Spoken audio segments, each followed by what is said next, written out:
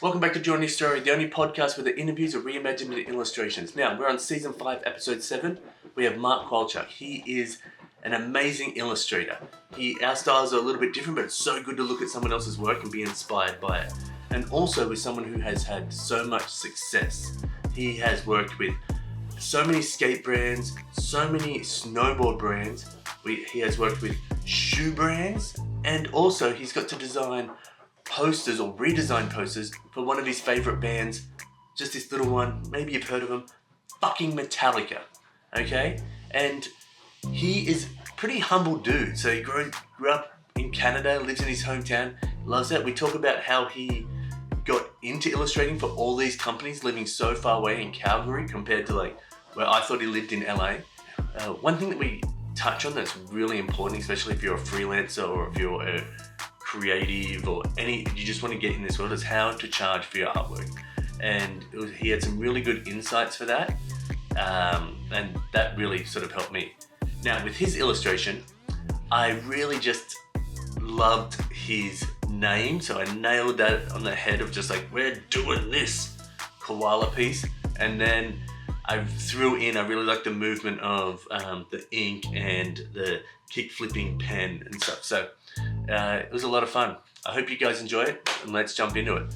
Boosh! The upgrade. Yeah. How you been? Good. Good? Good. You're in Calgary?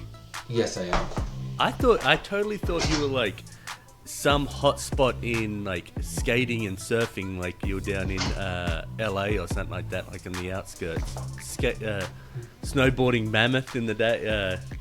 Most people think that just because I do so many California brands and No, I'm Canadian. I've had a few opportunities to relocate and live in California, but I like it up here. I'm born and raised in Canada, and this is my home. So. Yep, that's pretty awesome. Does Calgary get super cold in the winter? Like, I guess it depends on your perspective. I would say it's pretty normal, but I think you might find it cold. Well, considering when I first moved to America, I thought that continuum of 40 degrees is cold, and I was like in 3 layers. Like I would wear a shirt, like one of those thermals, then I'd wear a jumper over the top, a shirt over the top, a jumper over that, and then a jacket, and I was still bloody cold, and I was like, this is ridiculous, I can't make this. Don't come. But then you get used to it, and like you throw a hoodie on. You won't. I can't imagine getting used to like minus 30 degrees or whatever you guys get up there. Yeah, we don't have like a ton of those days. The thing that's cool about Calgary is that we're like known for having the most sun in Canada. Like, oh, that's cool. We got like 360 days of sun or some statistic like that. Yeah, it's blue skies here in the winter all the time. Oh my gosh. And we do get these things called Chinooks. So basically, it's a Did you warm. Just swear at me? What? Did you just swear at me? No, I said we get these things called. I know, I was being a Chinooks. Yeah. And it's just like a warm wind front that moves in. So you'll have like, say it's minus 20 or whatever, and then all of a sudden the next weekend is plus 15 or whatever. And I'm talking Celsius, right? Oh yeah, I totally forgot. I should have been talking in Celsius, because I much prefer that. I don't know why America does everything backwards, but sure. Yeah, yes. You and I are on the same page, but no one else is. The only thing that makes sense to me is sometimes inches, only because I'm so used to skateboards. So it's always like baked in my head. So I know what 775 is, 7.5, 8.125. You know what I mean? There's this Saturday Night Live skit with what's his name, Washington, like General Washington, or what's the president? Right now? No, like a Washington, like George Washington. George Washington. Sorry, thank you. So Canadian, I love it. Well, no, it's just I only have one coffee in me right now. But yeah, George Washington SNL skit, and they talk about how in the States, nothing lines up. Like we're gonna be the only one that uses this system of measure, and it's pretty funny. I should send it to you after. Yeah, that's sick. I'll look it up. Mm-hmm. Have you always been in Calgary? Like, have you moved around in Canada? Or No, I'm actually born and raised in Ontario. My family still lives there. I grew up in a small town called Thunder Bay, which is a little isolated. How good is that name? Thunder Bay? Yeah, like there's not many names you get like a. That sounds like something cool's happened there already. You know what I mean? Yeah, well, it's called Thunder Bay because it's on the tip of Lake Superior, and it's like, surrounded by water on the one front, and then surrounded by mountains all around it. So when we had a storm, it thunders and like echoes and stuff. Oh God, yeah. I love. One of the things I miss about Australia is the lightning storms, and I know you could get them different places here in America, but where we are in Seattle, very few and far between in lightning storms. See, I wasn't exactly sure where you were based out of, so I didn't know that you're in Seattle till right now. Because just, we deal with each other on a purely internet, social media base all the time. Yeah. That's how you connect with the coolest people, I hear. Just straight digital. Life was pretty boring before social media. Nobody knew anybody. Yeah, exactly. It was so localized, you know what I mean? Yeah. You knew the guy down the street, and that was about it. Yeah, exactly. The coolest guys lived in the main city just near you, you know what I mean? Yeah, exactly. Yeah, I feel you. Do you want to jump into it? I'm ready. Okay. Oh, two things. One, how do you say your last name? It's very how you write it. So it's like if you had a koala bear and a woodchuck, Kowalchuk. I've been saying Kowalchuk the whole time, and I was like, I must be saying it wrong. Well, see, that's the thing. People always put an extra A in the middle, so they say Kowalchuk, but it's just Kowalchuk. Kowalchuk. Yeah. Okay. That might be the coolest name ever, especially coming from Australia. I think I would just let people throw. Yeah. Well, just because of the koala bear thing? Yeah. I mean, that's kind of my spirit animal. Yeah. Us Australians we love our animals like that. You know what I mean? So koalas, kangaroos, stuff like that. We understand how cool it is to see it. You know what I mean? I feel like when even possums. But we have different possums than what the Pacific Northwest and I don't know if you guys have the opossums. But I've never seen one. But whenever I say possum here, there's these opossums that kind of look like a giant rat. Yeah. Apparently, really, really good to have around your house and stuff. But in Australia, we got these cute little fluffy things, and in Australians, we'll be like, oh my gosh, there's a possum there. Oh, that's cute. We love it. You know what? It's so funny that you mentioned this. Actually, I have seen a possum. I just saw one last month because I was just out in Ontario. We don't have them here in Calgary, but they do exist out in southern Ontario. And I was just in southern Ontario, and I was like, "What the hell is that?" And it was a dead possum on the road. So, dang it! Yeah, I always feel so bad for any animal that's just on the road. You know what I mean? I see raccoons because I don't go there. Raccoons. There was more than one all over the place. They seemed to be getting hit by cars out there, but yeah, it's a bummer. But the little trash pandas, the raccoons, they just seem so mischievous when they're walking along. We got lots of those. Do ya? Yeah. Oh yeah. Love them. Those are like our wild cats out here. You know? There's raccoons everywhere. Sitting at your coffee shop, you're like, oh man, I can't find a spot. There's all these raccoons here. Yeah, that's not far off. All right. Here we are, joining your story with Mark, and we're going to jump into 10 questions and see what illustration sort of comes out of this. Sure. Cybertruck, yay or nay?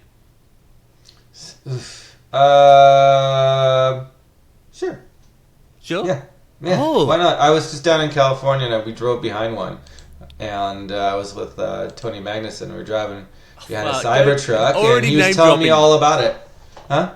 Already name dropping. We're one sentence in. That's awesome. Well, I don't think I've ever seen one here.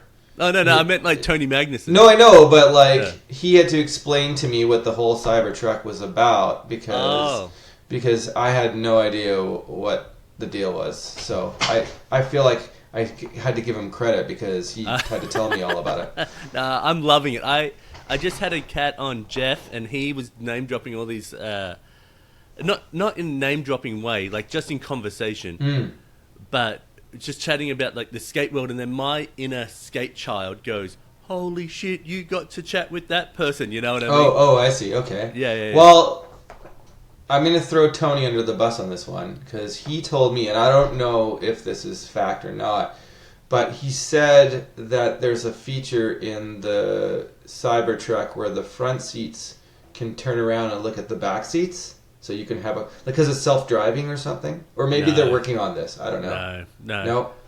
He could be lying to me. I don't know. He's trying to fuck with you? Maybe. No, I have a Tesla, and I've like checked out the Cybertruck in there. There's no feature where it turns around.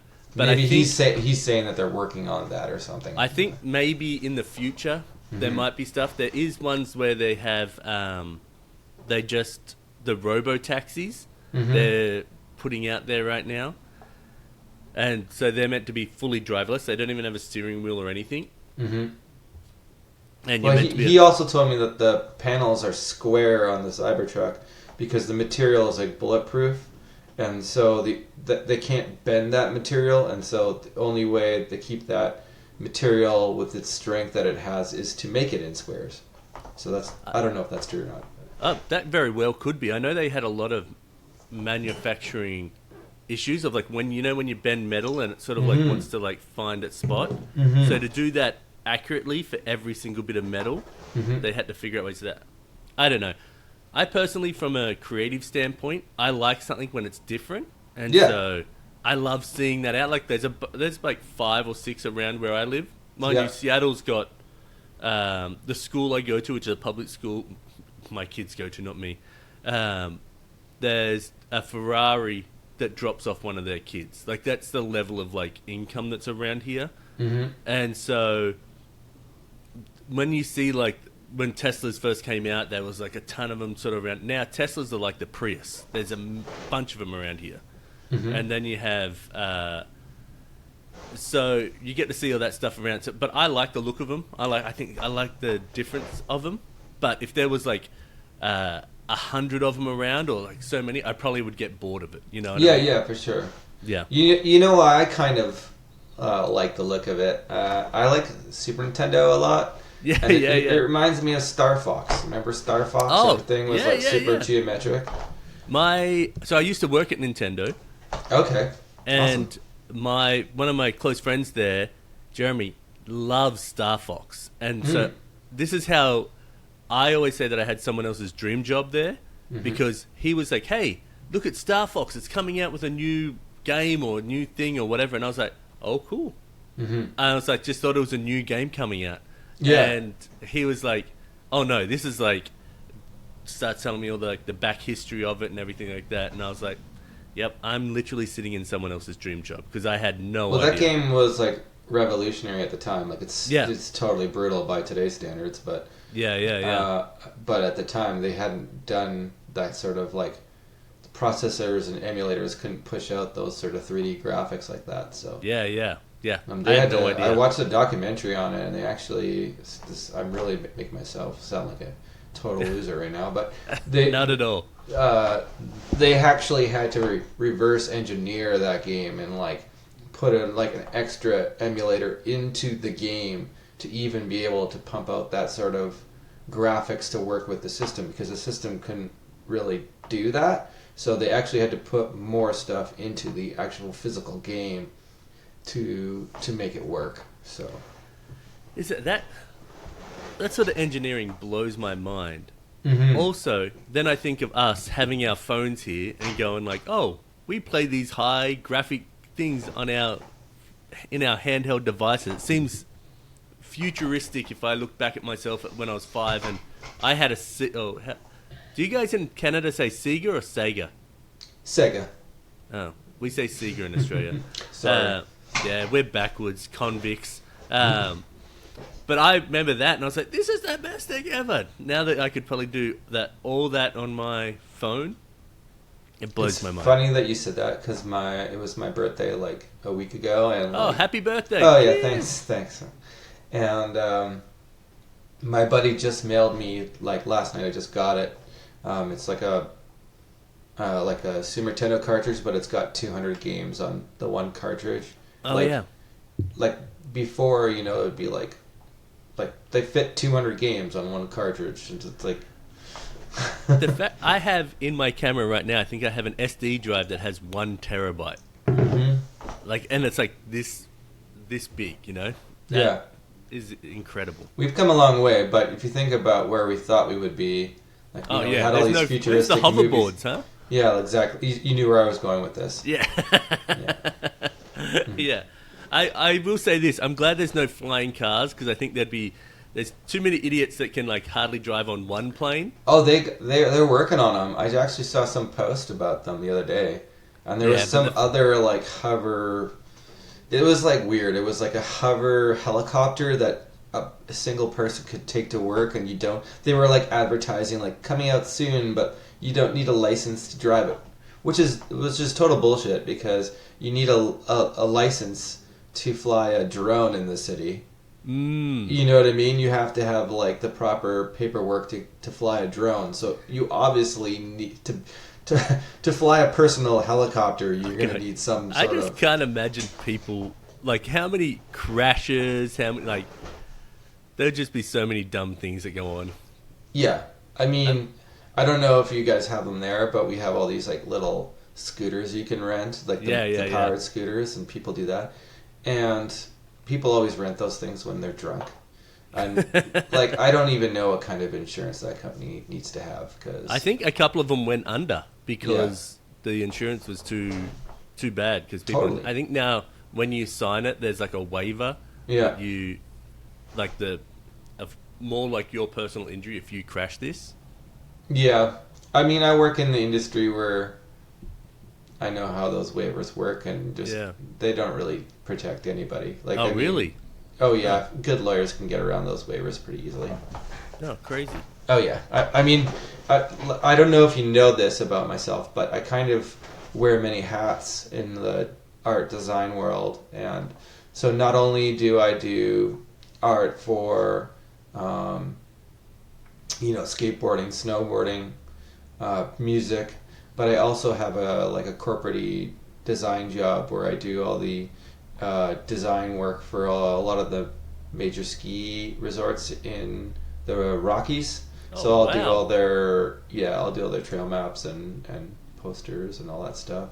I mean, as an artist, you have to, pay the bills. How you pay the bills? It is. Well, it's funny because that is the next question, so we'll dig into that more. But the point I wanted to make is, I get so frustrated because, especially the older you get, you realize how much people take art, design, creativity for granted. Mm-hmm. Literally everything that they have chosen to walk on, even a curb, whether it's a t-shirt print, the fabric, the shape, the sign, the chair that they sit on, someone's had some sort of design impact or creativeness to it, but yet people are I'm not willing to sort of pay for that, or I'm not that's not worth that much to me, but I'll go over and buy this thing that's obviously someone else has some sort of design in it, but they will value that higher than they would the actual creativeness. Right. But anyway, so the next question was, what do you do to pay the bills? And so let's jump in a couple of those hats then. Yeah. Well, which one would you like to talk about? Well, let's go. I don't know if it's forward or backwards, but let's go your corporate job. Yep. And then we'll go back down from that. So what do you do? So is that your main crux of Yeah. So my day to day. Are you 40 hours? Yeah. Okay. Right now, basically.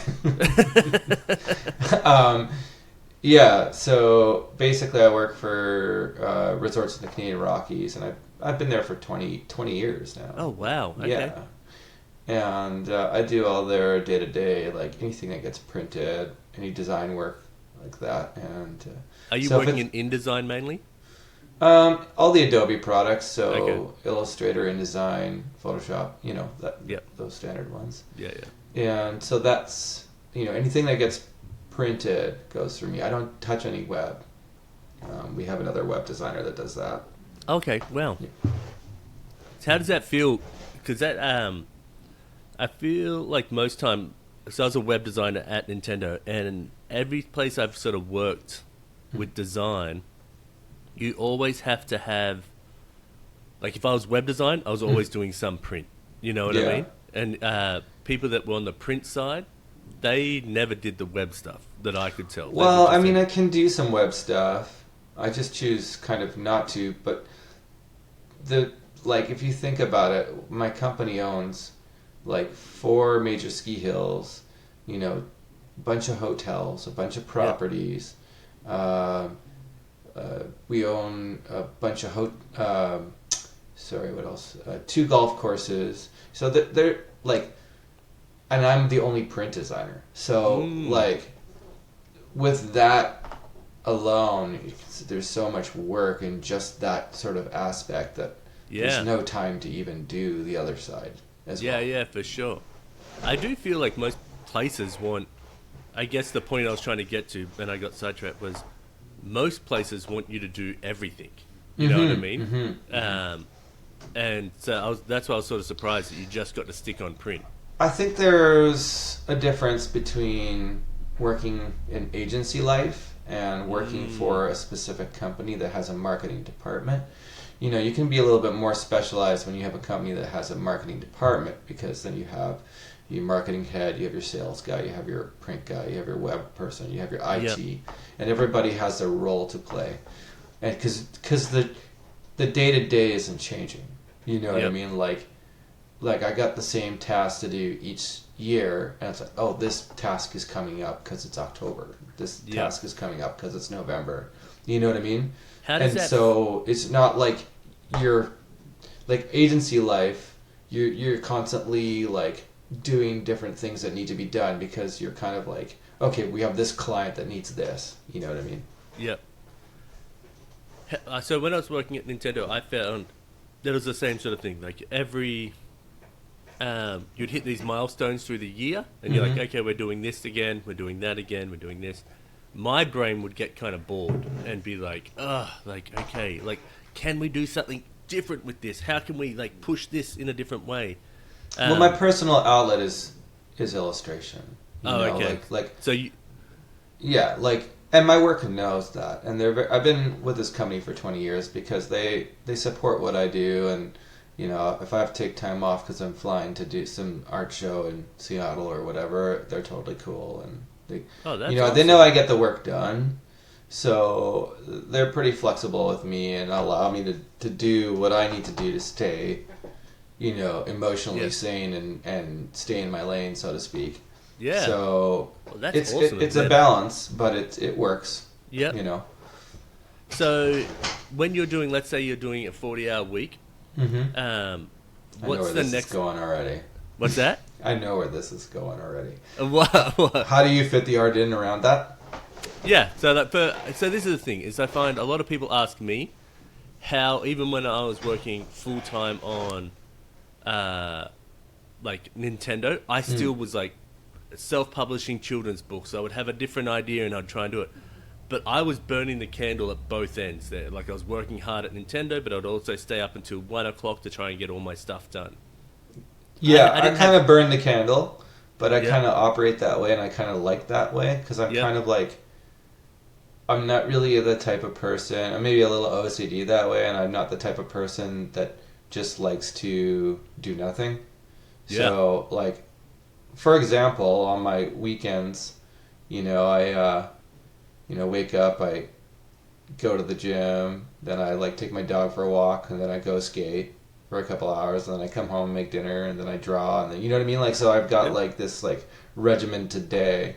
And so like it doesn't really change during the week. Like I'll do my like work at my job during the day, and then I'll draw a bit at my lunch hour, and then I'll like go home and make dinner, and then I'll put some music on and I'll start drawing, and that's my day to day, it's just becomes my routine, and I enjoy that. Like, I feel the same sort of way. But I'm always trying to like squeeze in more and more drawing or creativity, like, and even do stuff where like I'm doing a series of paintings at the moment, and I have the new canvas out. I won't be able to do anything with it for like a couple of weeks, or maybe start of next week, but it's there, so my brain starts like ticking along, you know what I mean? But I'm like, I've got to do this, I've got to do that, and I mean, that's kind of the art process. Like, if you get in the mood, you got to just go with it, Yeah. That was I was gonna lead to is that because you were so regimented, do you find that you have to, like, there's times where you don't vibe what you're doing, or? Oh, for sure. Yeah, and how do you get out of that? I just don't get upset about it. I mean, like, I just know that that's how art works, and if I have a night where, like, typically I'll in an evening of, say, 3 hours, I can get about 3 drawings done. Wow. Yeah, I'm pretty fast at what I do, man. I do it every day, so I can just pump it out. Yeah. But sometimes, you're just having an off day and you're not feeling it, and so you just have to not get upset and know that there's always tomorrow, because tomorrow you might get 5 drawings done. That's just how it goes, and you just have to trust that. Okay, well, I didn't get 3 drawings done today. Well, there's tomorrow, and I just have to make sure that I'm trying again. I mean, people understand. Like if you can pump out 3 drawings in 3 hours, that's still faster than people think you're. That's working. Super fast. Like, maybe I don't know the level of the drawings you're talking about, like the quality, the size, the detail, but even so, I spent an hour and a half sketching, kind of drawing like a pigeon and a rat hanging out last night. Don't know why, but that just popped in my head. And so I spent that, and it was just in sketch mode, but it still took me about an hour and a half. The sketch, the layout, the hatching, because I was just using a pen. Yeah. But for you to crank out 3 drawings in 3 hours, that's quick. Keep in mind, like, when I say that, I'm not like I break up my nights into different stages, right? Okay. So, like, say Tuesday, I'm doing like I'll have like 6 different clients, and Tuesday is like rough concept night, and so like Tuesday I'm just doing bing, bing, bing, bing, bing, and they're all just rough sketches. And then, say, Thursday, I'm doing, like production ink night. So, out of those rough sketches, now I'm spending more time and actually, like, doing them in good. So, I'm not, like, what I'm doing is I'm streamlining things, so I'm not jumping around all the time. Like, I'm not, like, sketching this in a book and then moving over here and then inking something. I'm using my time to the best of its ability, where everything's in the sketchbook today, everything's on my bigger drawing table today, and so I'm actually like efficient with my time. Like, I'm not like, you get what I'm saying? Yeah. Oh no, I fully do, and I think a lot of people could take like a page out of your book with that, because I think everyone thinks creativity has to be so, or like being an artist has to be so free flowing and being so. I just got to feel the moment in this. And sometimes you just need to be like, hey, this is my 2-hour block to sketch this out, or this is my... And so I do similar. I'm a little bit looser because I feel like my schedule's a little looser, but I would be... like with this illustration that I'll do for you, I will be working on the content for the previous one, of like whether it's editing and that, and then at night, I'll like, while I'm sitting down with my wife, I'll start sketching out ideas that I've had. You're going to make me holding a koala bear? Do you know what? I try not to go in with any ideas, but I could not get it out of like having you throw a koala. Like, I was like, I couldn't get it out of my head. So I hope I don't stick with that one, because I think it's too obvious. I try and like find there. Sometimes I don't nail it. Sometimes I do. But I'm not trying to tell you any ideas here, but I've always personally wanted to do a drawing for myself that was a koala bear and a woodchuck just like partying like best friends and having a good time. I thought you were going to say fucking. No, let's not. And that's how you were born. Let's not do that one. My dad might be like, whoa. Which one? Was your dad or your mum, the koala or the woodchuck? That's a good question. I don't know. I have to think about that one a bit harder. That's for a therapy session. That's a therapy session. For sure. So we got your illustrations. The thing I want to step into now is you work in the snowboard and skateboard world. First of all, let's just how you got into that, into that world, and then we'll talk about some of the maybe people you've done stuff for and that. Oh God, that's a laundry list. Okay. I love it though. I think people want to just like, even if you want to crank them out after, and then it's kind of like maybe it's narcissistic, but I actually kind of kept a list. Oh, did you? Yeah. Oh, I fucking love it because I think, especially the older you get, and you're like, I'll go back to my friends back in Western Australia, and someone will be like, "Hey, you did this back when you were younger," and I was like, "No, I didn't. There's no way I did that." And they're like, "No, you did." And then like other people say, "Yeah, you did that," and I'll be like, "Oh yeah, I did that." Like, and I forget. Sometimes I wish I like wrote. I'm pretty like organized for an artist type. I'm actually like I have all my like job lists on my phone, and I have like who I've done art for and who I have to invoice for and who I have to mail stuff to. So I kind of because I have so much going on that I have to sort of I know myself and I have to do that for myself. So hang on, can I? Oh, before we get into that, do you have kids? I have a son. Yes, you have 7. A son. How old is your son? 7. Your son's he's an 7. Artist. He's an artist himself. Yes. Wow. Well, so's my daughter, 9, and I love it because we just like you get to have these moments where you talk about stuff and no one really knows how you're talking about it. You know what I mean? It's like our own little world, and we get so jazzed on like, oh, we like, oh, look at that little line, look at this curve, like that.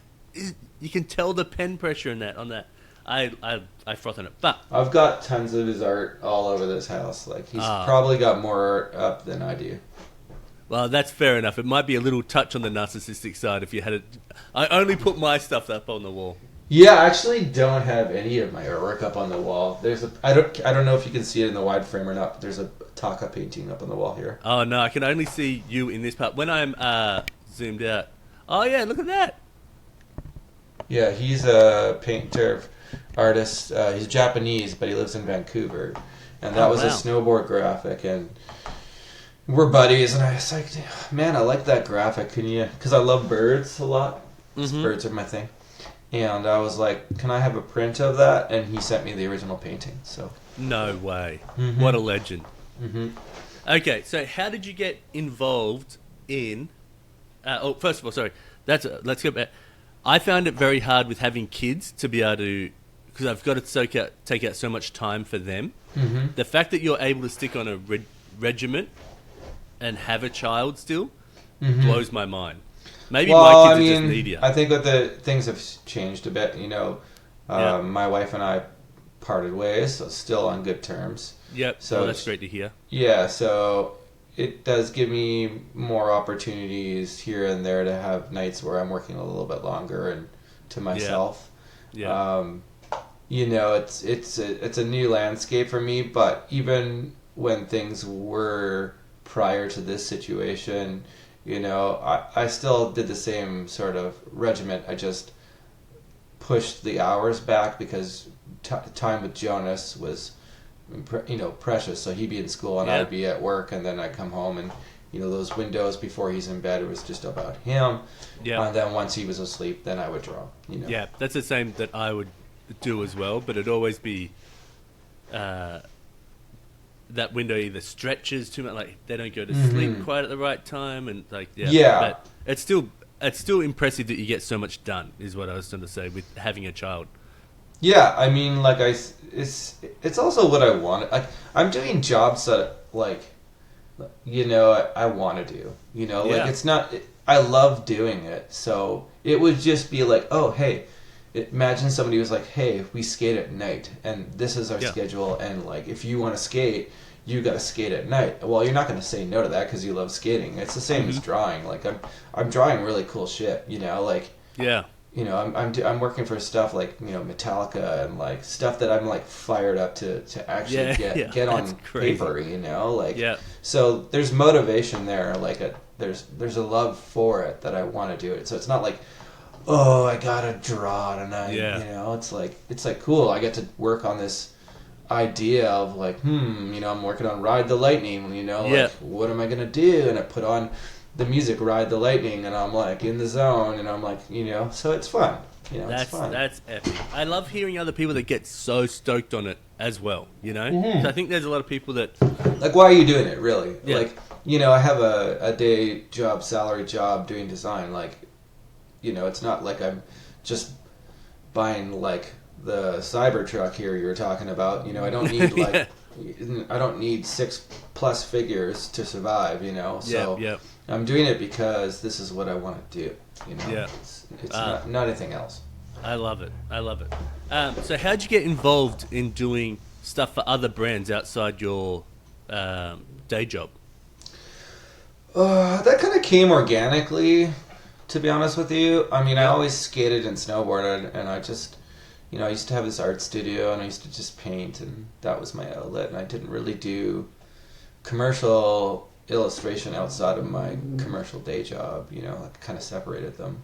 And then, I had some friends that skated that wanted some graphics done, and I was like, like, how about this, And then it just kind of happened that way, where people were like, yeah, I like your art, I want to use it on this graphic. And then I was like, oh, I've got this, and then it just snowballed from there. And I was like, okay, well, I guess this is kind of a thing, like, I guess it's needed, and I like doing it.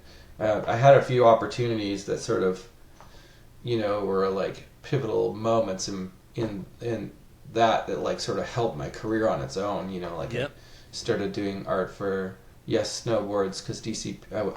I was at a party with DCP and Roman, and I showed them my art that I did for Trevor Andrew, and then they were like, okay, we want you doing art for Snowboards. So that kind of like, that was just like them seeing what I was doing, and they liked it, and they were like, you're in. Like I don't even think they asked me. I think they were like, you do art for Snowboards now, and I was like, oh okay.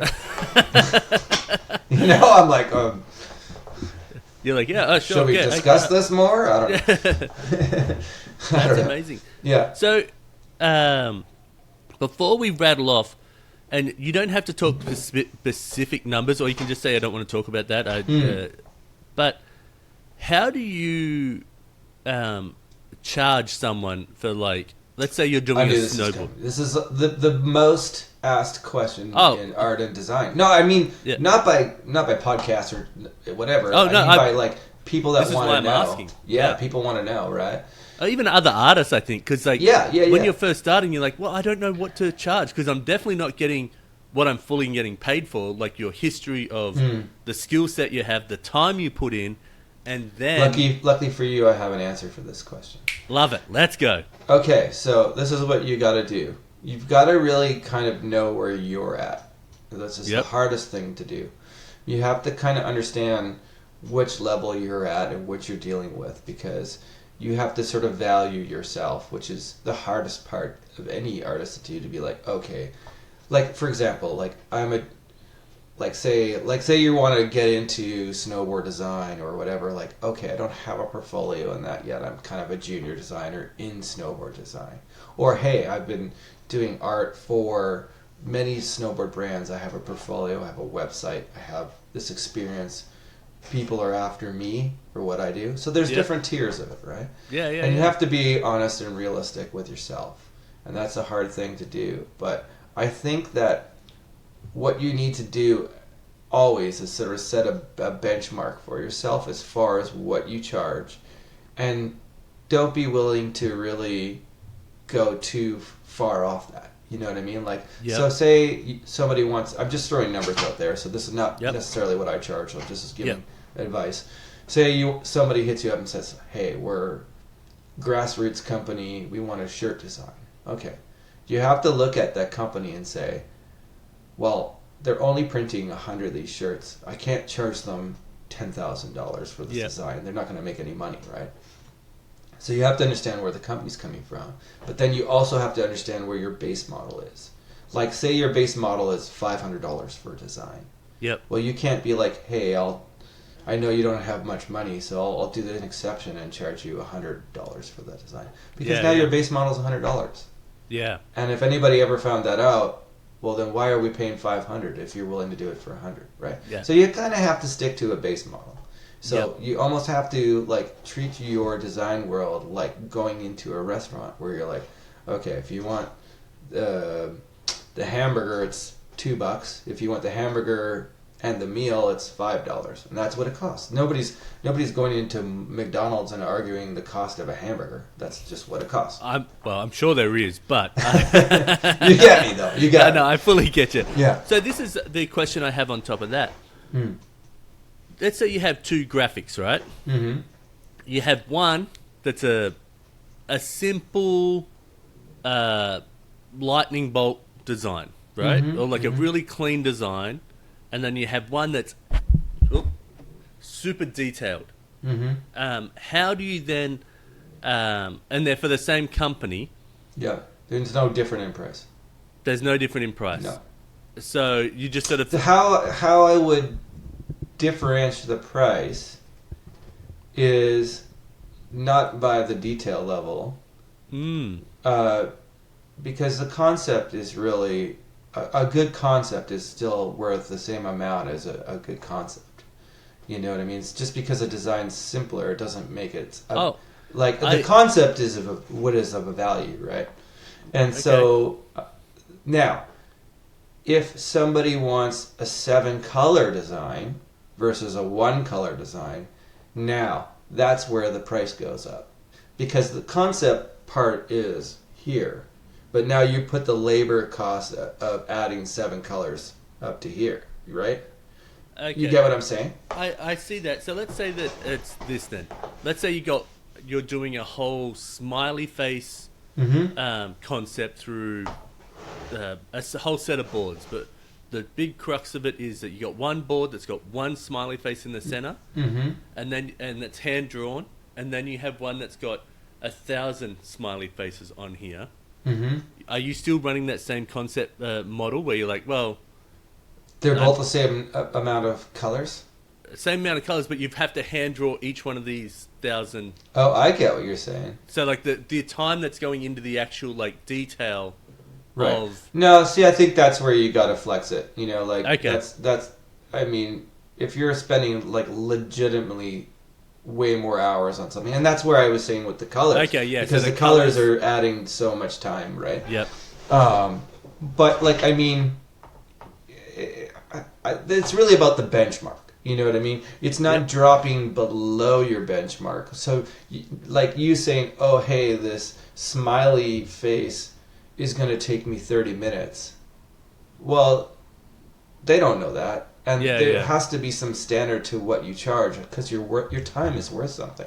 You know? And like for you to turn on a computer and sit down and like come up with the idea and like do this and that's a value, right? So that's worth $500. You know what I mean? Nothing less than that. You know, that's all I'm saying. I definitely agree with the smiley face. It's just that then I guess if you're treating all that detail like you would... Yeah, you go up from there, for sure. Yeah, you go up from there. Okay. But I was just... Yeah, and I guess I was wrong to say, like, no, they're the same value, because I was just saying they're the same minimum value. Yep. Okay. That's all I was saying. I was just trying to say, don't diminish the simple design. But you start the clock at, like... It's so funny. We came in on that on different... ways, because I was thinking, like that's your base, then how do you value this one? And you're like, this is the value, I'm valuing that one higher, but don't diminish this one. Okay. Right. We were just approaching that from two different ways. Exactly. Interesting. Yeah. All right. So if you want, you can grab your phone, but I'd love for you to just rattle off a whole bunch of things that you have worked with, because I think there's people that would be listening right now would be like, "Oh, who has he worked with?" He's throwing a couple of names out there, but are we talking brands or people? Brands, people. I want to go away feeling flustered on how much who you've worked with. Jesus God. There's so many, dude. There's so many. Okay, go for it. Okay, so you want to start on skateboarding or snowboarding? Okay, let's go. Snowboarding, skateboarding, and then brands and bands or whatever. Okay. Yeah, I think that's a good way of doing it. Actually, you're pretty smart on this because I kind of got into my career snowboarding first, right? That was kind of my entry, and then I got into more skating second, and then bands third. So you're doing it in the right order. So I already mentioned Yes Snowboards. They were kind of in there early on, and still doing art for them. So it's been 15 plus years. With Yes Snowboards, and I'm doing Academy Snowboards, which is out of California and like Tahoe, and I'm doing Wired Snowboards now, which is out of Vancouver, and I'm doing 32 boots, snowboard boots, and Remind insoles. Let's see, I just did a goggle for Ashbury, but I've done Spy, Electric. I was on Electric for many years. Oh my gosh, Volcom as well. Oh wow.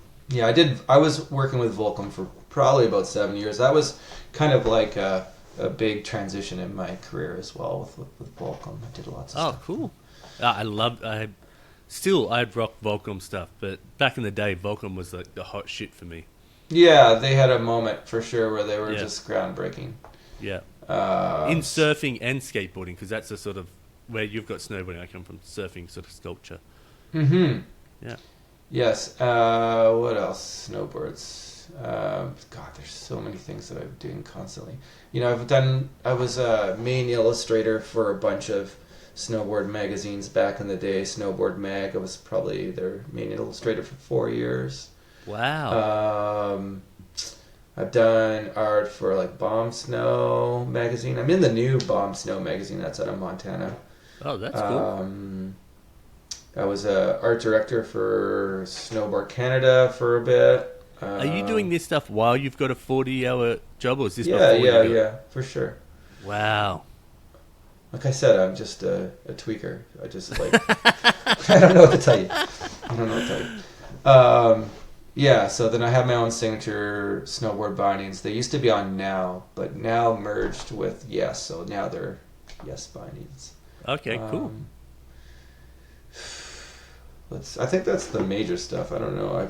I've done art for like every pro, like everybody's, like I did some art for Torstein and his music stuff. I did some, I've done everybody's pro model on Remind, so Travis Rice and stuff. Oh, really? Travis Rice? Mm-hmm. Oh, wow. I remember when I first moved here, because I knew nothing really about snowboarding, and we would go to like when they would show his videos on like the big screen, and people would take me to there, and I'd be like, oh my gosh, and he's doing like, what's it, like double backflip, 2 360s or something like that, which just blows my mind. I don't know if that's the king. He's timeless, man. He's still doing it. Yeah, it's ridiculous. The question I had in the snowboard world, how do you go creating? Because they're such big pieces. Are you doing them at large scale in big pieces, hand drawn, or are you doing them digitally? It's a really good question.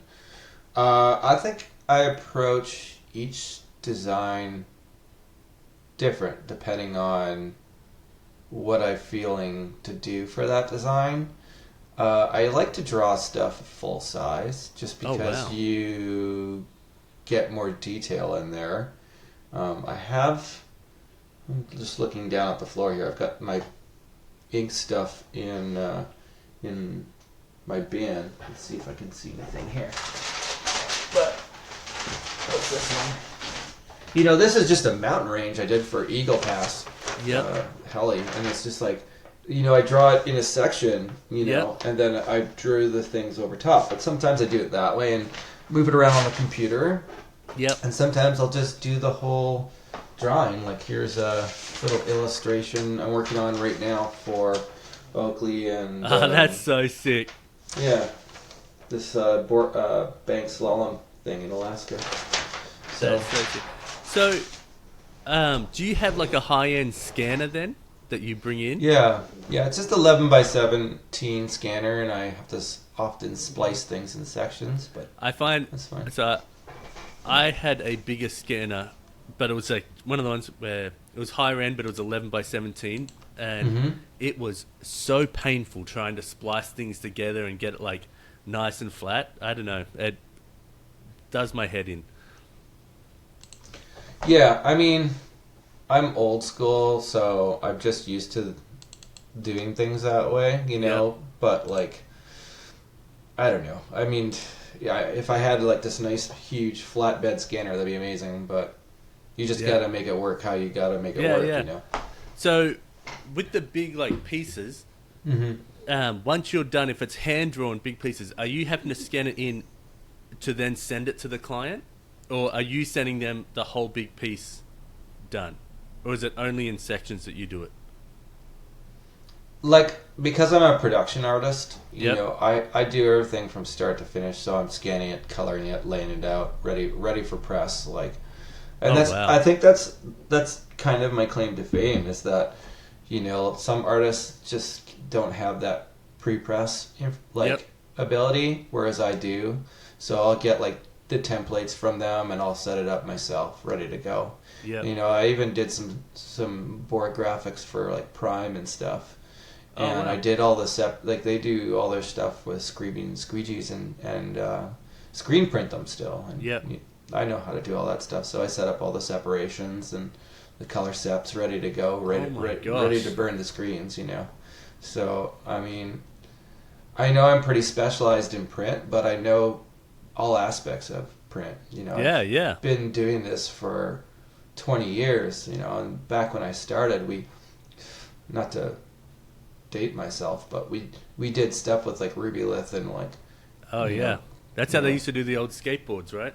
Yeah, exactly. And so I know how to do that aspect, even though that's kind of a dead art, you know, like... it's crazy when like some of those brands... You know, like they pay somebody to do those steps. You know, like they're like, oh, someone has to actually get paid to do that work, but I'll just do it for them. I'm like, there you go, ready to go. You know, and that's nice of you.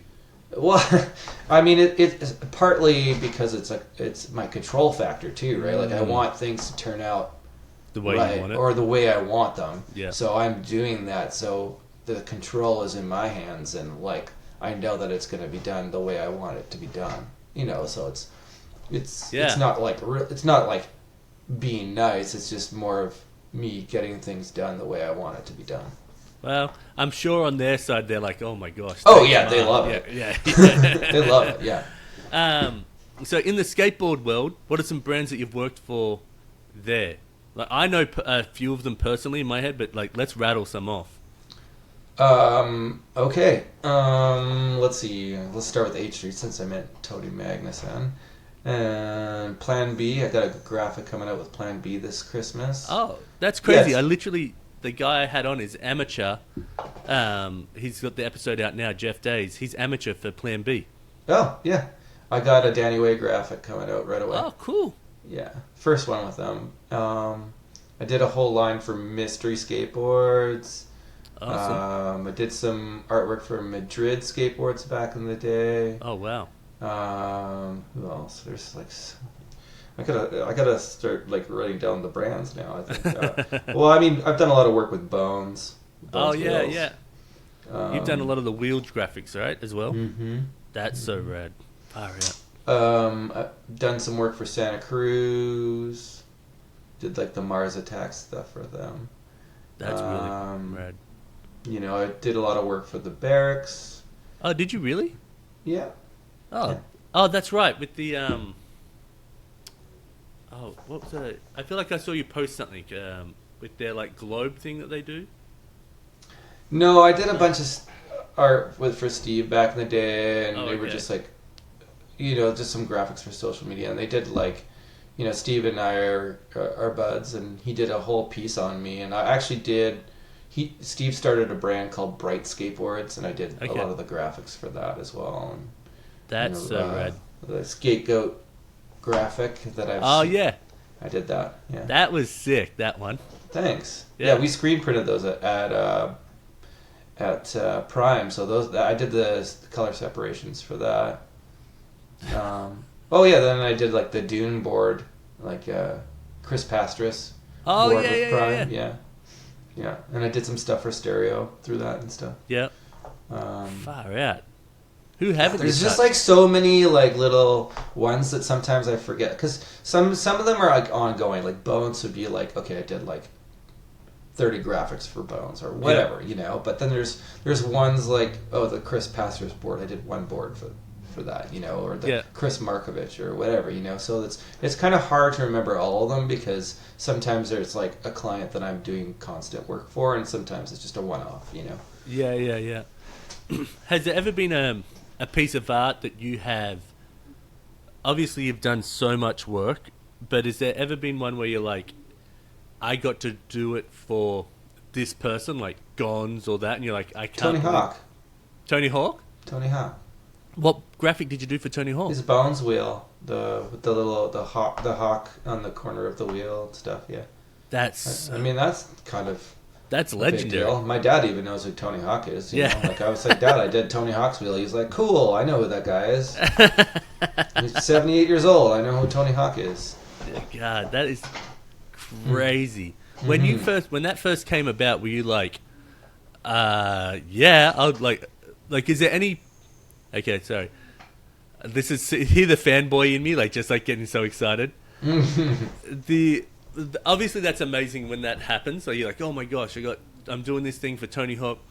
Is there anywhere where you would lower your scale of pay and be like, I just want to work with that person because I want to check that on a life list? Or have you just done so much where you're like, See, the thing is, people. I don't have to think about that because it's like, working for Bones, and my buddy Matt French is doing a lot of the graphics right now, and he's great. Like, for a while it was just me, and then it was Matt and myself, and then I got super busy, and so like I always tell Rob at Bones I'm the backup goalie at Bones right now, and that's cool because Matt needs the day-to-day, and I just have so much on the going on. I just need a graphic here and there to write.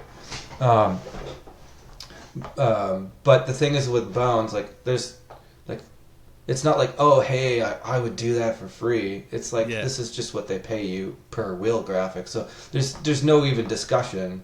You know what I mean? Like it's like, oh, okay, we got a new wheel we need done. It's Tony Hawk, and you just go and then you just get paid. It's like, it's not there's no like. There's no discussion payment because it's the same for every wheel. You know what I mean? Well, I guess like when you're doing Tony Hawk's wheel versus when you're doing someone else that's on Bones, are you like got the little butterflies? Like I can't believe I'm doing this, and it's Tony Hawk? Yeah. I mean, like I was so pumped on I think, that run I had like 9 wheels to do, and I drew the Tony Hawk one first. You know what I mean? Like yeah. You know what I mean? Like you're like, okay, I'm gonna do this one first. Yeah, that's rad. Mm-hmm. I mean, I'm a professional, but I mean, it's still, like I said, like, I'm doing this for a reason because I'm also a fan of what I'm doing. Oh, yeah. Of course. Mm-hmm. Yeah. I just, sometimes when I think you've been in the world for as long as you have doing it, from an outside perspective, I'm like, the butterflies, I'm like, oh, God, like I get it every once in a while, like I've done, like an illustration, it got on the 9 Club, and I was like over the moon. And I've had a couple of small interactions with people in the skate industry that are like, I never knew would know my name. And I'm like, I go and tell my wife, like, I'm like, I can't believe this just happened. It's really easy to get desensitized. That's what that's what I was wondering.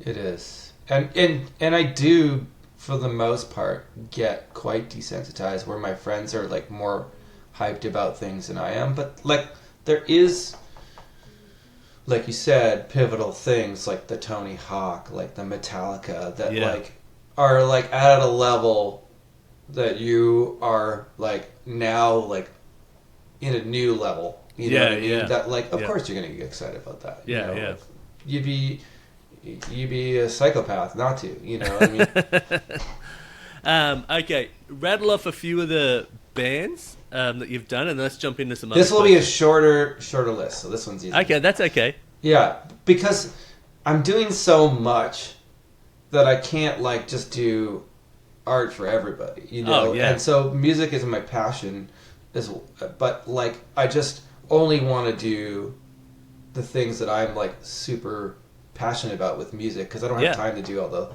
little bands or whatever, right? So In Flames is a Swedish metal band, and probably was my intro into the music world because I've been working with Anders in the band for 2004. What year is it? 2000. Let's just say 15 years. You know what I mean? Oh wow, yeah. And so I was kind of like reached out to them because I love their music, and then they put me in the driver's seat, and we were like, the singer like emailed me back and was like, "You're in," you know. And so that was my first taste of doing art for the music world. This is massive Swedish band that has millions of followers, and like I didn't like start at like ground zero. I just got into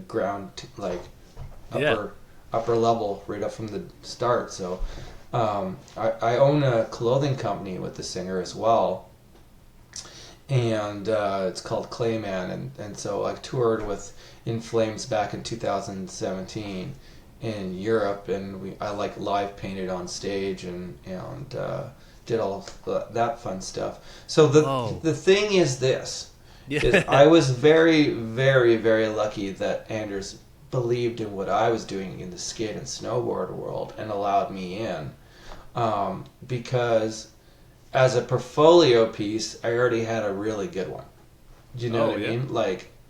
Like you may not know who In Flames is, but if you do, you're a fan. And it was an easy starting point. So then, you know, I started doing art for a couple hip-hop groups. I'm doing some stuff right now for Souls of Mischief, and I'm doing some stuff for Farside. Oh, wow. I did some work for Adele and A+ back in the day. And so I'm actually working on some new stuff for them right now.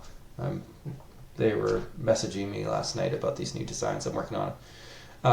And then Metallica. Yeah. And then I actually am working on album art for my buddy's band. He's like the one I kind of let in the door because they're good friends. Yeah. When it's like a mate, it's hard to like, I feel you. Yeah, so I'm working on the new Woodhawk album too, but they're a local Calgary band and they're really good friends to the point where like when I was like selling my Clayman merch at a In Flames thing, like they helped me to sell it and volunteered to sell it for me, and so like, you know what I mean? That's awesome. Yeah. So they're good dudes. So it's like Metallica and Woodhawk, you know what I mean? Far out. That is you just got like a wild list of just brands and names that it just blows my mind. Yeah, I mean, it's just I'm just living through the things that I want to do. I'm just living in my own dream.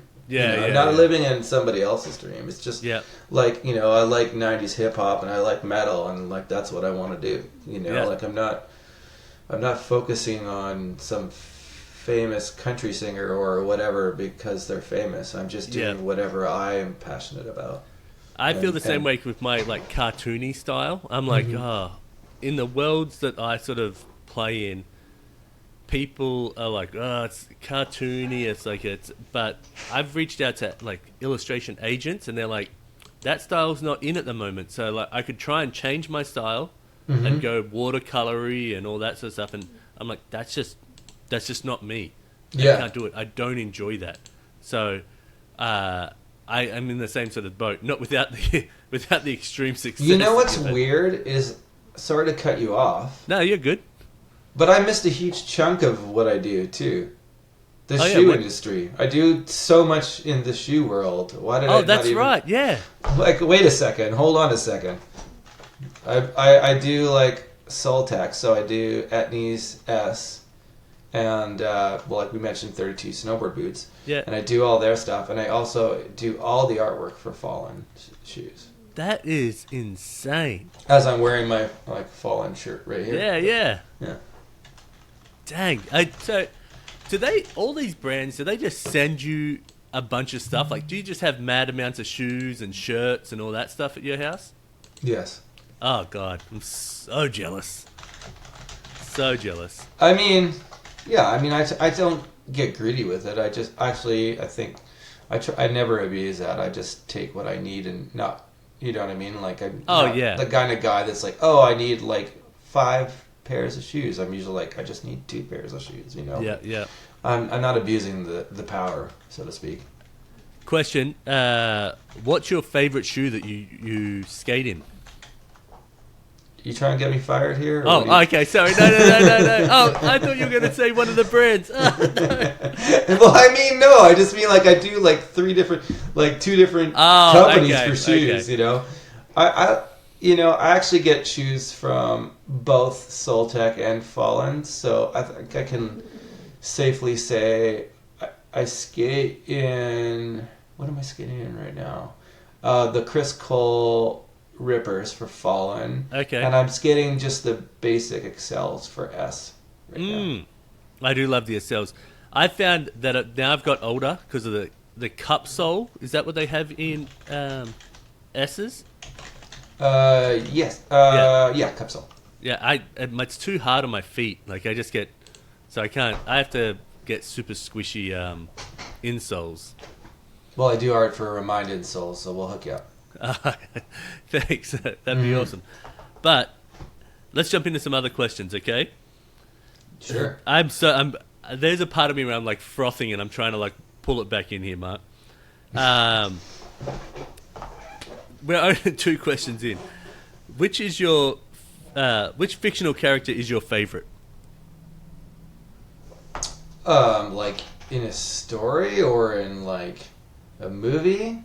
Yeah. Anything? Favorite? Man, that's a tough one. Do you know what? I can't answer any of these questions because it depends on the mood. Like I could say Donatello, like would be my favorite Ninja Turtle. But I love Calvin and Hobbes. But then I love John Wick in the first movie. You get what I mean? I could go anywhere. You know, like whatever I'm gonna answer right now is gonna be regretful later. But I think, like, I'm really into movies personally. Yep. And I feel like a lot of my actual personal ideas for art is based roughly off of movies, and like I take a lot from like tone and like colors. Like I really like, you know, like if you look at a Ryan Gosling movie and like Dune and like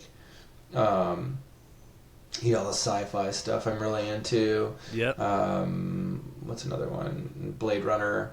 All that stuff. And the colors they use, the pinks and the purples and all that stuff. I like the vibes of that, and I like the fantasy. Like, naturally I wanted to say Labyrinth is like one of my all-time favorite movies. Something about like David Bowie and like the whole thing. You know, I like that a lot. You know, I like movies that are like Gleaming the Cube and like, oh god, you know, it's just the era that you know, I was born in '77 and I grew up in the '80s and '90s, so I pull from that a lot of the time, where it's like my childhood and the things that I grew up with.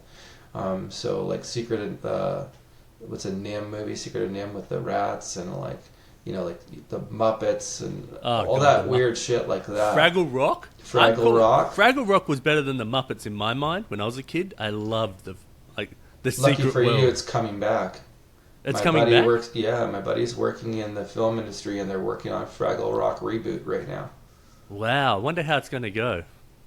I feel like a lot of those things just don't translate to the like... They don't age well?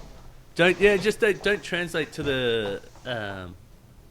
the quick entertainment people want. I think like Bluey. Have you seen any of the Bluey stuff? No, my son never got into that one, luckily enough. Oh, actually, it's when I think You like it? because if you ever get a chance, watch it because it's me and my wife would laugh and be like, "Oh my gosh, they're writing for us," and the kids watching it, and they're like, "They're writing for the kids." It was like this perfect Venn diagram of like, and it's like 7-minute episodes, and I think that's like how they pick up so much. Anyway, the writing's fantastic, but Okay. I thought that was good. All right, what do you do for fun outside of all your amazing artwork? Skateboard. Skateboard? All right, what are you skating, like 80s style skating, or are you carving? Like how your knees and ankles holding up? I'm 47, but I'm still ripping out there. I mean, like I try and stay in shape so that I can. I mean, yeah. Did you? What type? Like, were you in the street skateboarding? Like when you were like, I feel like my ankles and my knees are like just so sore. Mind you, I would say sitting at a desk and not skating that much for like 5 to 10 years because I was like that ruined me because I never thought of working out. Yeah, I'm kind of a street skater. I'm good at like doing flip tricks. So. Oh god, my ankle hates them now. But yeah. Yeah, no, that's just kind of what I grew up with. I mean, I'm slowly getting into like mini ramps and bowls and stuff like that because it's fun. It's all fun, you know. And there's so many better parks these days now that in our area that I can. It is crazy the level of skate parks that are out now. Than when I go to parks and I'm like, why couldn't you be here like 15 years ago? I would have been all over this, as like, you know what I mean? Yeah, I'm like, I think it's like, you know, there's parks everywhere now, and like, skateboarding is about, you know, you're good if you're out there every day. I mean, I'm trying to be out there every day, kind of. Yeah. I just like skated all along weekend this last weekend, and I actually kind of. Not rolled my ankle, but I like, you know, you get folded foot, you land on the side of your foot like that. Yeah. So I've been icing my foot all week so I can go skate this weekend. So we'll see. I have a glass ankle, like where I can, because of skateboarding and like a car accident I was in, I can walk along and then sometimes there'll be like just a slight little pebble and I'll just go, boom, oh, we're over, we're done. Like, we can't do anything. So it's gotten better, like because I've been somewhat working out in the last couple of months. Got some coffee grounds on that sip. That's why my face is turning upside down here. But it's awesome to see. Like, don't you feel when we were younger, you would, and obviously skateboarding is such a young like activity or lifestyle or whatever, sport or whatever you want to call it, that when you looked up to older skaters, there was no older skaters, so you thought you were going to be done. You know what I mean? And I was always like, oh, I'm going to keep skateboarding. Life gets in the way, whatever, kids, full-time work, schooling. And then you're like, I'm like, go to a skate park now, and I'm like, oh, there's another person my age that's doing it. Like Oh, yeah. There's so many people that like are coming back to it now as adults because their kids are getting into it. Yeah. You know what I mean? And it's like, here's the thing. Don't stop, because you're going to come back to it because you're going to have a kid that's like, oh, Dad, I want to skateboard. And you're like, oh, I used to skateboard. And you're like, oh, crap, now I got to figure out how to do this again. Just don't stop. You know, it's the same thing as like my buddy was telling me that about golfing. Like, don't stop golfing because you're going to get old and you're going to get retired and you're going to like pick up golfing, but you're going to already have like, you're already going to be playing it, so you're not going to suck. You know what I mean? Has pickleball been... Oh, God. That's everywhere. Me, unfortunately. It's everywhere. It's everywhere. I haven't played it, so I have no like actual opinion about it. But it's just like popping up, like pickleball. Oh yeah. So, I say this in every podcast, but I treat pickleball like I do skateboarding. So I do a lot of spin shots. Okay. But I treat like it triggers. I can feel it trigger the same thing in my brain if I got like a 360 flip. Okay. Like, I got my first 360 flip in like 2 years the other day when I was skating, but it was off this like really steep bank. I was like, oh, try this one. Anyway, and my brain went, oh, you got it. Like, yeah, mind you, with the judgment in my brain is like, that's not how you used to get it, but right. But you got it. Yeah. So then I I'd go when I go to pickleball and I do a spin shot that goes around, so my brain goes, oh, like the same sort of like triggers my brain, and I love it. So that's how I play pickleball. Like I always want these like trick spin or deceiving shots, and it's how it's like playing like skateboarding, like trying to figure out that shot. And I'll be like, okay, I'm going to figure out this shot for the next like 2 weeks kind of thing while I'm playing when the opportunity comes up. Right. Yeah. Yeah, I actually want to try pickleball. I just haven't. I mean, like we already talked about how much. I was going to say, I don't know how you're squeezing that in. Man. Yeah, exactly. My time is already pretty much spoken for. Yeah, I honestly, where I'm at, there's not many skaters around. I'm in very suburbs, and like that was the hard thing about going skateboarding. The skate park that's right near my house is really bad, but I'd still skate it. I'd still get in there, and then there's a couple around. But trying to get it in after work was really like, oh, hey, I got the kids. I got to go skate. No, okay, now I'm going to go skate, and it's like freezing cold outside. Now it takes me an hour to warm up. I get half an hour good skating, and then I'm like, done, kind of thing. I think that's a lot of it too. Is I'm trying to skate every day because winter's coming here. It's already fall. And it's the leaves are falling. There's not too many days of skating left. So. So you don't go indoors? Not as often because it's a little farther away from me. Oh, okay. The indoor parks aren't really close to me at all. Like they're in the they're a 30-minute drive. Calgary's a big city. Yeah. We have one here, but it's really small. So as soon as you get like 10 people in there, it's packed. And so you're like, it's packed and it's super loud, like as all indoor parks are. But because it's so small, the echo chamber, you can't even hear yourself think. Like when you're doing that. Maybe I'm just getting old. That's like the oldest skater thing to say, I think. Yeah.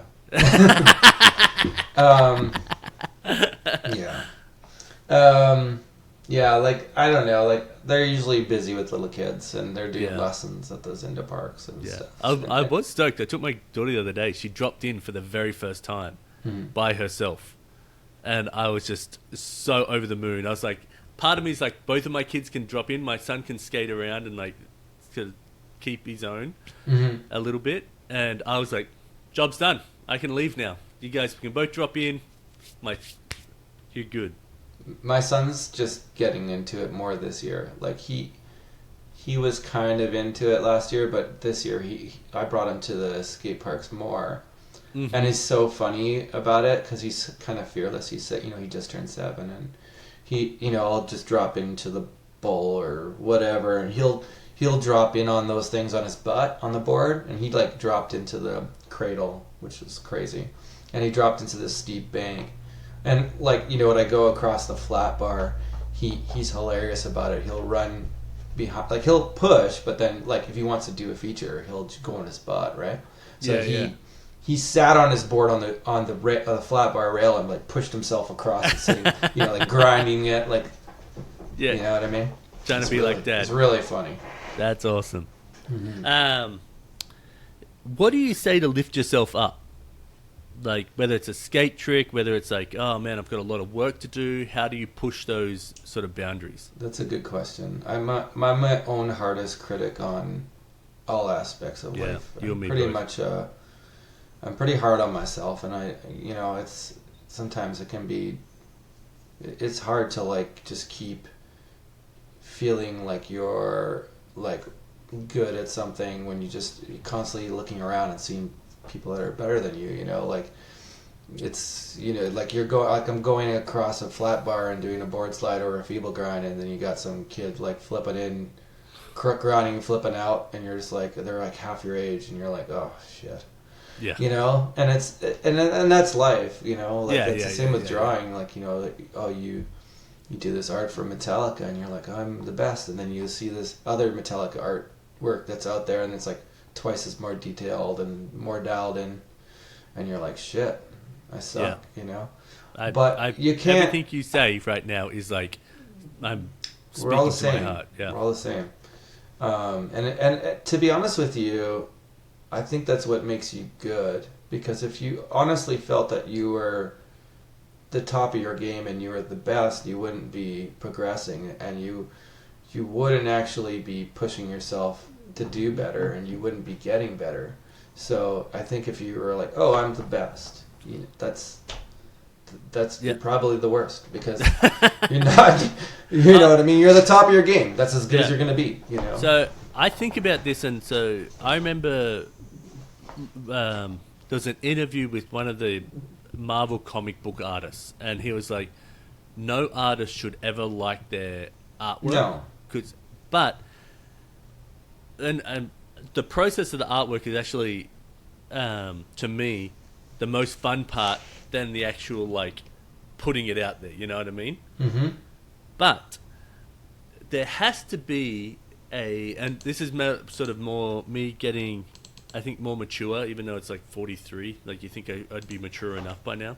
Mm-hmm. But finding that happiness and growth at the same time, and I think skateboarding gives us that, right? Like, so you get that trick and you're like, oh, I learned a new skill. I still need to work at that, but I learn a new skill. I can get that cleaner, I can do that, but now that's in my tool set.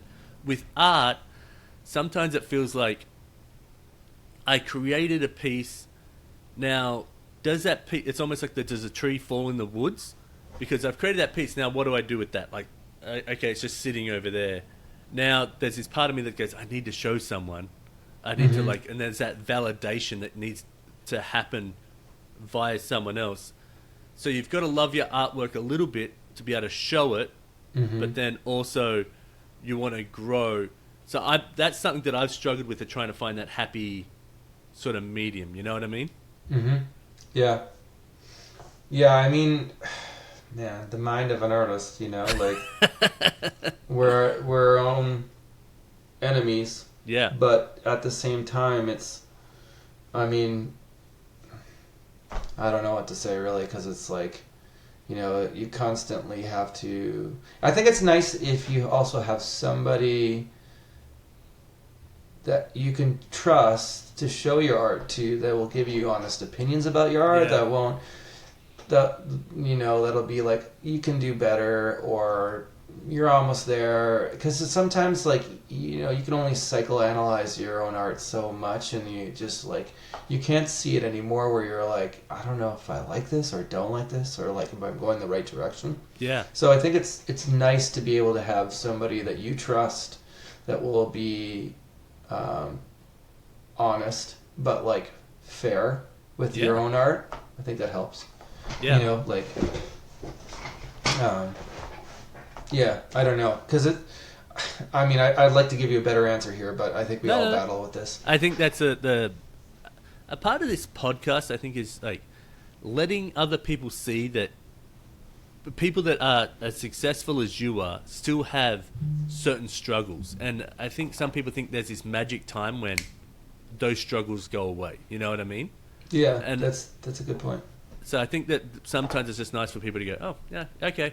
I don't have to feel so out of place with where I'm at creatively or business-wise or whatever it is, because everyone's still sort of figuring it out, like in different ways, like for different subjects as well, not just this.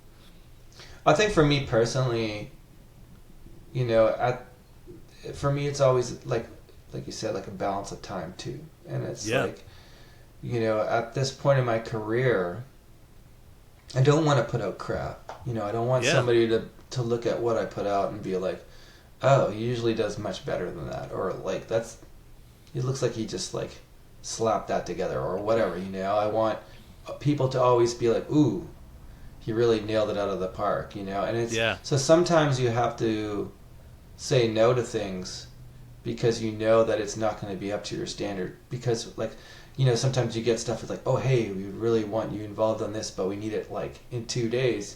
And you're like, well, I'm pretty busy and I don't think I can do my best in 2 days. So you actually have to say no, because you don't want to just put something out there that it isn't up to your standards. You know what I mean? Because that can hurt you just as bad. Yeah. You know, and it's like, so sometimes saying no is just as important as saying yes. Yep. That's a really good point. What is a kind act someone has done for you that sticks with you? Kind act? Yeah.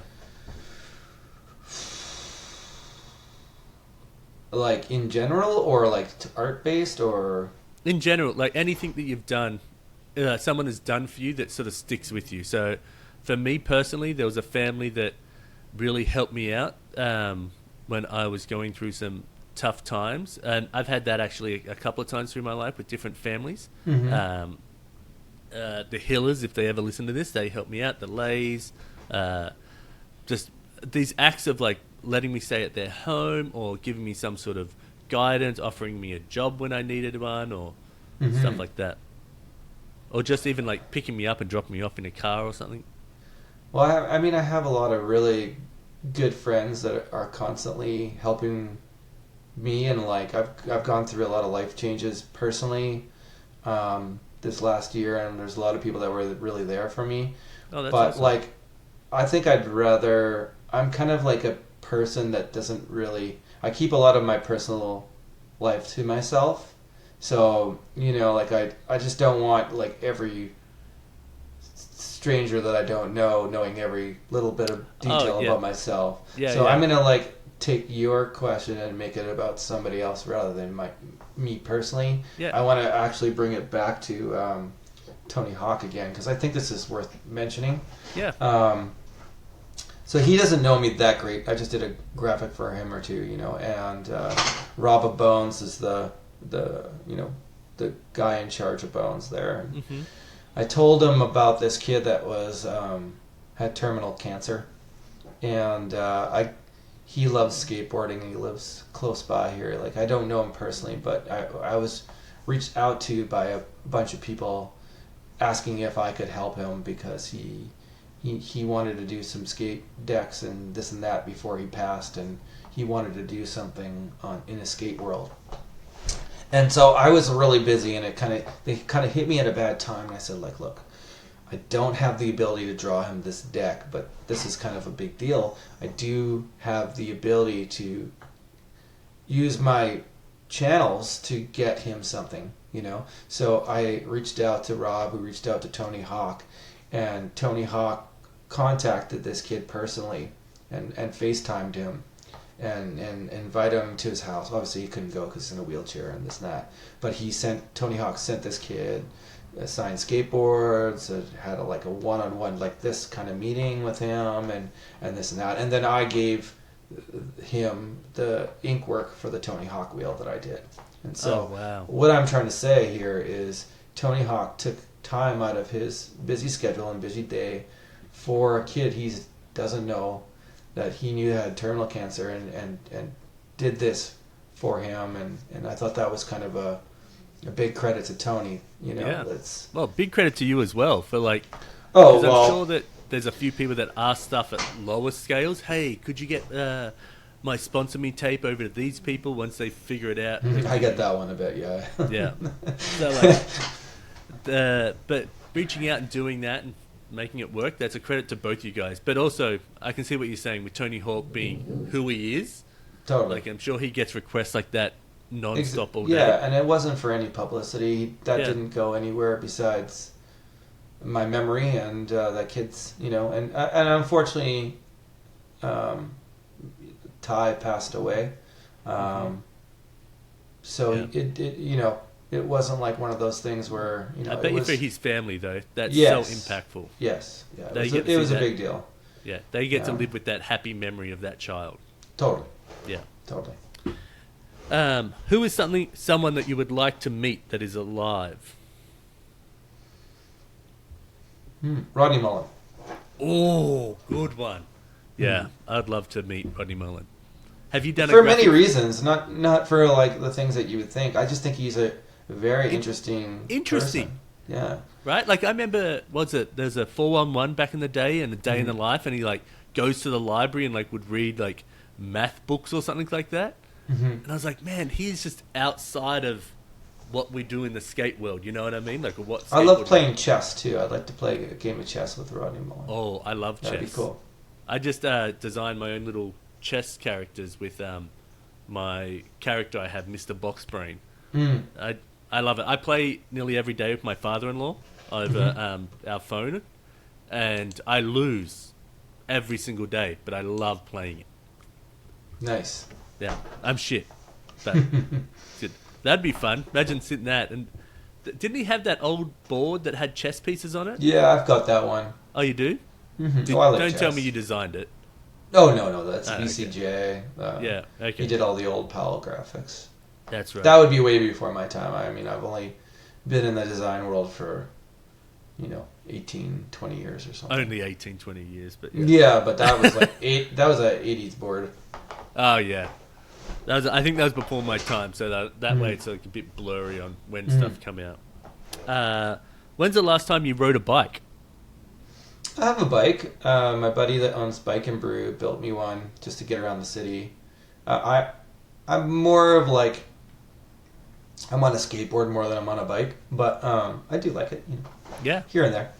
I would, if I had a adult size BMX bike that had, because I don't know how Calgary is, but it's really hilly around here. Mm-hmm. But I'd love one with just a little small motor that could like just help me up like a little electric one. So but an electric BMX bike. Yeah. So I could go do jumps and stuff still, but then like I could be like, all right, I've got to go back up all these hills because it's just. It sounds like you're the dude crashing on the e-scooter. That sounds like you're like right next door to those guys.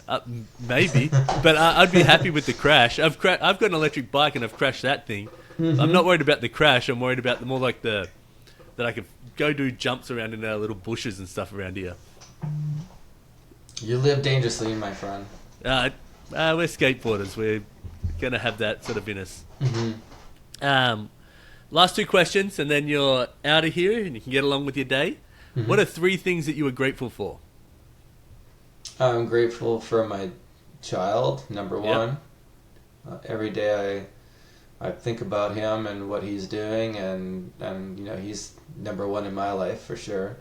I'm grateful for my dogs. They are sleeping under my feet as we speak.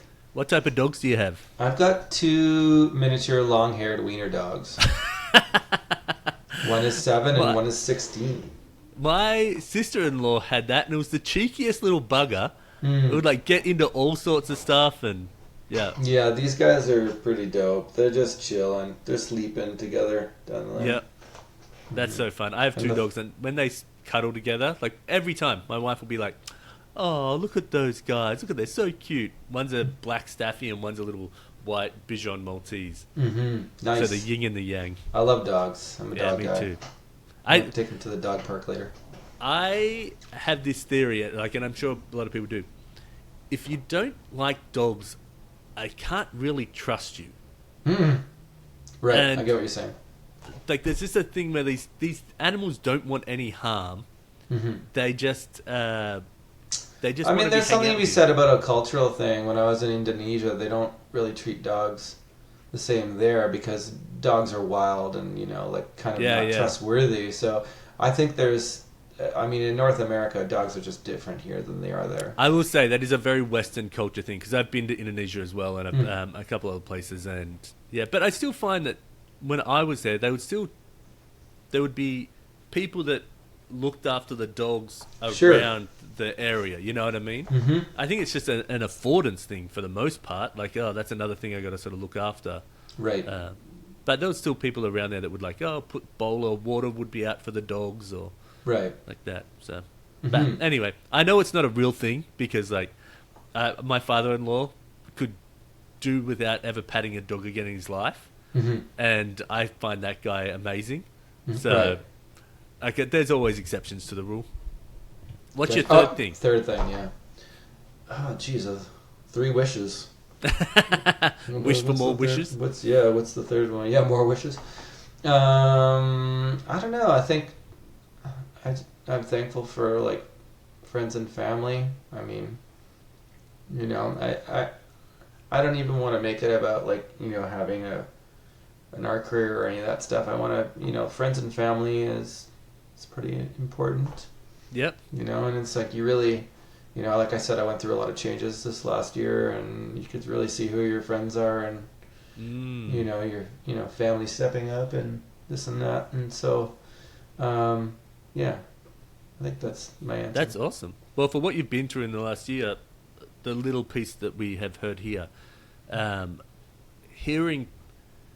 finding out and sort of filtering through like who steps up and who's not, and you're kind of like, oh wow, I didn't think you would, or you went above and beyond. Like I've had stuff like that happen in my life, not in the same world of what you're going through, but it makes you go, like I feel like I carry a bit of weight with that wherever I go, in a sense of like, how can I repay that back in any way? That's how I rock with that. Yeah, there's, as humans, we need each other, you know, to, like, no person, like, as much as people act like we don't need anybody, we do, because, like, if you think about any sort of animal in the wild or that sort of thing, like, no, there's very few animals that coexist on their own. Like, I mean, a wolf still has a pack, and the wolf can go off and do its own thing, but it still has a wolf pack for a reason.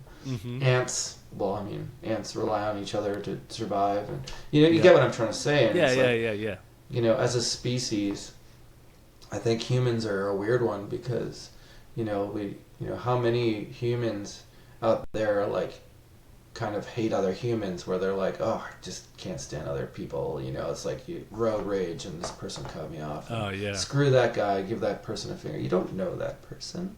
Yeah. Don't know what they're going through. Like, they might have had a bad day, and it's like we're sort of self-loathing as a species, and it's like, it's if you were an alien coming down to the world for the first time and looking as a species as a whole, we are pretty weird and messed up if you think about it. Like, how I think about that all the time. Yeah, if you like divide up, we're dividing up property, and like, this is mine, this is my country, this is your country, you stay over there, and it's like, it's not really how a species should function. As like, no. If you look at nature and how nature's designed, like, ants don't.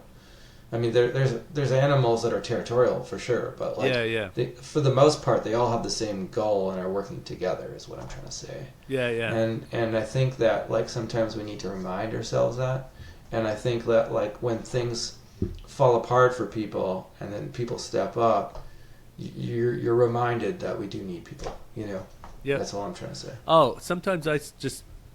When I've heard something bad on the news, or I'm having a shit day, or I've had bad interaction with someone, and mind you, I say that like I am not a perfect human being of any sorts. I sit in I've got an angry little skateboarder inside me that would like definitely likes to come out when someone like does something wrong, like is rude to someone else or something. I'll bark up in any chance I get. Unfortunately, it's not something I love about myself, but stuff that happens in the world, having a shit day, or the world's done something shit, I will go on YouTube and I'll just look up kind acts of humanity, and I'll just watch that, like, to like reset, because that stuff there makes, oh, there we go, oh, you are furry. Sorry, he was like, kind of wanted to come up. Oh yeah, for sure. I'll take any dog. That's super cute. What's his name? This is Jasper. Penny's still down there sleeping. But I sometimes do that just so then I can like reset myself with going like, no, you know what? Most people are just like good humans that are just trying to get through their day.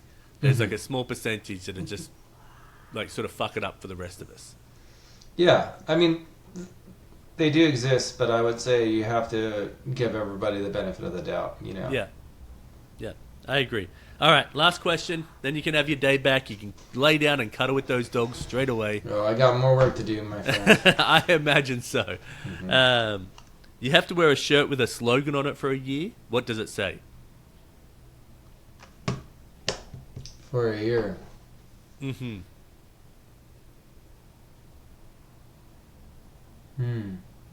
know what's so funny is, like, I know I could probably think of all of these no problem if this was like not right now. Yeah.